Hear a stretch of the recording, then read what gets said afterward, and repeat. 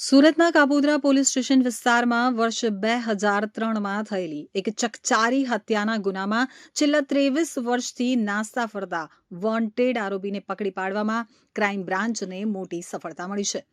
જૂની અદાવતમાં ત્રિશૂળના ઘા ઝીંકી યુવકની કરપીણ હત્યા કરાઈ હતી, તો સુરત પોલીસની ટીમે બાતમી અને ટેકનિકલ સર્વેલન્સના આધારે ઓપરેશન પાર પાડી આરોપીને મહારાષ્ટ્રના થાણે જિલ્લામાંથી દબોચી લીધો છે. લાંબા સમયથી કાયદાના હાથમાંથી બચવા માટે આરોપી પોતાનું ઠેકાણું બદલી રહ્યો હતો. પકડાયેલ આરોપીની ઓળખ કુંજ ઉર્ફે સંજય ઉર્ફે સંજુ બૈદનાથ ખેરવાર તરીકે થઈ છે.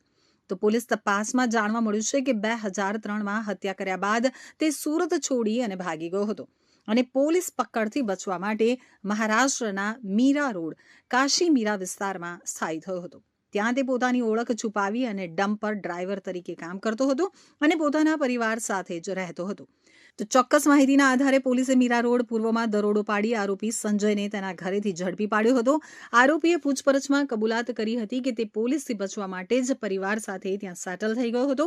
હાલમાં આરોપીનો કબજો કાપોદ્રા પોલીસને સોંપવાની અને આગળની કાયદેસરની કાર્યવાહી હાથ ધરવાની તજવીજ શરૂ કરવામાં આવી છે.